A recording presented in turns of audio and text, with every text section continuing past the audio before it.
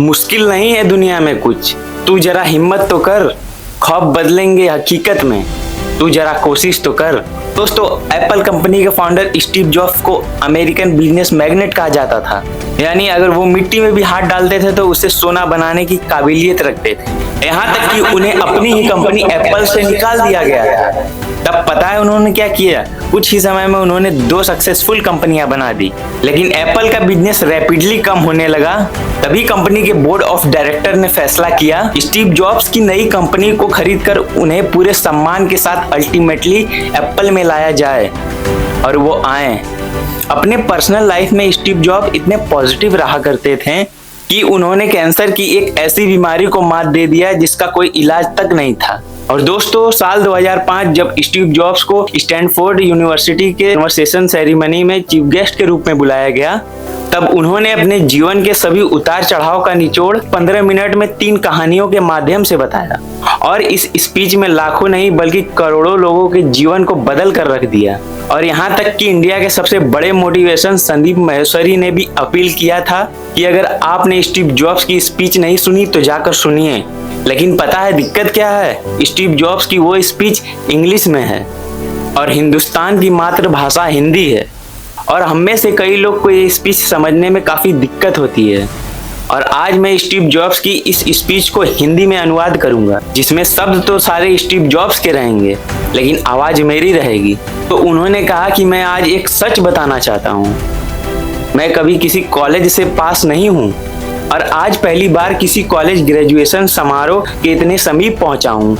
और आज मैं आपको अपनी ज़िंदगी की कहानी सुनाना चाहता हूँ। वो रीड कॉलेज में प्रवेश करने के अंदर मैंने अपनी पढ़ाई छोड़ दी, लेकिन मैं किसी तरह से 18 महीना तक वहाँ कॉलेज में आता जाता रहा। सवाल ये है कि मैंने अपने कॉलेज की पढ़ाई को क्यों छोड़ा? तो वास्तव में इसकी शुरुआत होती है मेरे जन्म से। स्टीव जॉब्स का जन्म 14 फरवरी 1955 में कैलिफोर्निया में हुआ था। स्टीव की मां कॉलेज में पढ़ने के दौरान स्टीव को जन्म दिया था और तब तक किसी की शादी उनसे नहीं हुई थी। इसी वजह से वो स्टीव को अपने पास रखना नहीं चाहती, तो उन्होंने स्टीव को किसी को गोद देने का फैसला किया। स्टीव को कैलिफोर्निया में रहने वाले पॉल्स और कालरा जॉब्स ने गोद लिया। पॉल और कालरा मिडिल क्लास फैमिली से थे, जिसकी वजह से उनके पास ज़्यादा पैसा नहीं हुआ करता था। मुझे गोद लेने वाले माता पिता ने मेरी माँ से वादा किया था कि वो मुझे कॉलेज भेजेंगे, और जब उन्होंने ऐसा वचन दिया तब जाकर मेरी माँ ने मुझे उनको दे दिया। तो इस प्रकार से मेरी ज़िंदगी की शुरुआत हुई।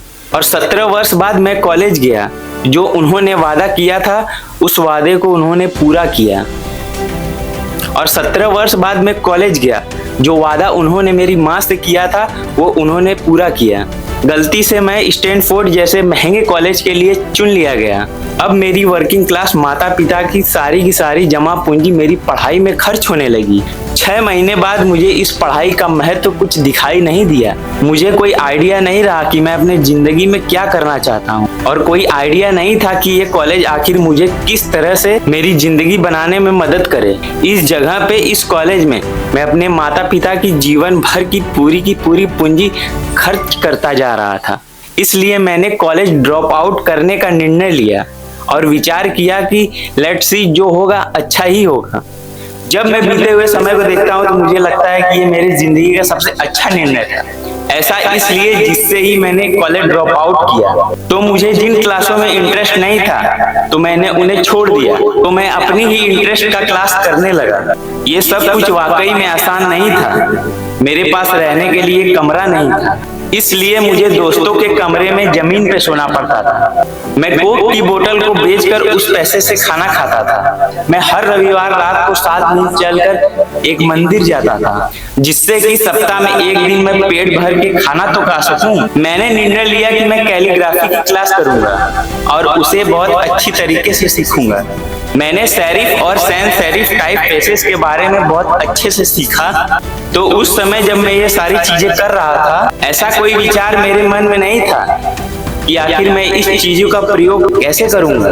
लेकिन 10 साल बाद जब हम अपना मैकिन्टोश कंप्यूटर बना रहे थे, तब मैंने इसे मैक में डिजाइन कर दिया और ये खूबसूरत टाइपोग्राफी वाला दुनिया का सबसे पहला कंप्यूटर बन गया।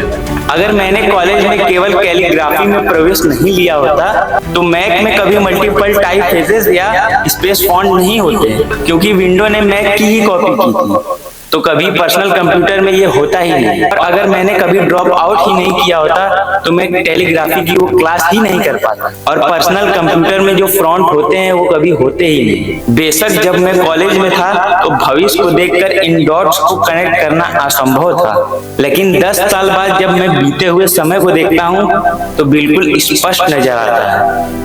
आप कभी भी भविष्य को देखकर डॉट्स को कनेक्ट नहीं कर सकते हैं, आप केवल पीछे ही देखकर अलग अलग बिंदु को जोड़ सकते हैं। इसलिए आपको विश्वास करना ही होगा कि जो कुछ अभी हो रहा है आपको किसी न किसी में विश्वास करना ही होगा। अपने भाग्य पर, अपने जीवन पर या अपने कर्म में, या तो किसी न किसी चीज पर विश्वास करना ही होगा। मैं सौभाग्यशाली था, मैं जिस चीज से प्यार करता था वो मुझे बहुत जल्द ही मिल गई। वो जो, और मैंने अपने पिता के गैरेज से एप्पल की शुरुआत की। ज्यादा नहीं, मैं 20 साल का था। हमने बहुत मेहनत की। एप्पल 2 लोगों से बढ़कर $2 मिलियन और 4000 लोगों की कंपनी बन गई। फिर मुझे कंपनी से निकाल दिया गया। और आप लोग सोच रहे होंगे किसी को अपनी कंपनी से निकाला कैसे जा सकता है। तो जैसे जैसे एप्पल ग्रो करने लगा, हमने एक ऐसे बुद्धिमान आदमी को हायर किया जिससे मैंने सोचा कि वो मेरे साथ मिलकर कंपनी को आगे बढ़ाएगा। पहले 1 साल सब ठीक प्रकार से चल रहा था, लेकिन फिर कंपनी की फ्यूचर विजन को लेकर हम दोनों में एक विवाद होने लगा। बात बोर्ड ऑफ डायरेक्टर तक पहुंच गई और उन लोगों ने उस आदमी का साथ दिया। इस प्रकार 30 साल की उम्र में मुझे अपनी ही कंपनी से पब्लिकली निकाल दिया गया। एप्पल में जो कुछ हुआ उसकी वजह से मेरे पैशन में थोड़ी न कमी आई है। कोई बात नहीं, मुझे अस्वीकार कर दिया गया, लेकिन मैं अपने काम से तो प्यार करता हूँ ना। एक बार मैंने फिर से शुरुआत करने की सोची और मैं ये तब नहीं देख पाया था, अब मुझे लगता है एप्पल से निकाले जाने से अच्छा मेरे साथ उस समय कुछ हो ही नहीं सकता था। सफल होने का बोझ एक बिगिनर होने के हल्के पेन में बदल गया था। मैं एक बार फिर से खुद को हल्का महसूस कर रहा था। अगले 5 सालों में मैंने एक कंपनी नेक्स्ट और दूसरी कंपनी पिक्सल शुरू की, और इस दौरान मैं एक बहुत अमेजिंग लेडी से मिला जो आगे चलकर मेरी पत्नी बनी। पिक्सल ने दुनिया की पहली कंपनी कंप्यूटर एनिमेटेड मूवी और टॉय स्टोरी बनाई, और इस समय ये वर्ल्ड का सबसे सफल एनिमेटेड स्टूडियो है। एप्पल ने एक बड़ा कदम उठाए हुए नेक्स्ट को खरीद लिया और मैं एप्पल में फिर से चला गया। आज एप्पल नेक्स्ट द्वारा विकसित की गई तकनीक को प्रयोग करते हैं। लॉरेंस और मेरा एक सुंदर सा परिवार है। मैं विश्वास के साथ कह सकता हूँ कि अगर मुझे एप्पल से नहीं निकाला गया होता तो मेरे साथ ये सब कुछ ना होता। ये एक कड़वी दवाई है, लेकिन मेरे विचार के मरीज को इसकी जरूरत थी। कभी कभी आपको जिंदगी इस तरह ठोकर मारती है, लेकिन आप कभी विश्वास मत खोइए। मैं विश्वास के साथ कहना चाहता हूँ कि सिर्फ इस वजह से आगे बढ़ता गया क्योंकि मैं अपने काम से बहुत प्यार करता था। अपना काम इतनी शिद्दत से करो कि कामयाबी आपको पाने के लिए मजबूर हो जाए। दोस्तों, कैसी लगी वीडियो पसंद आए तो वीडियो को लाइक और चैनल को सब्सक्राइब करें। धन्यवाद।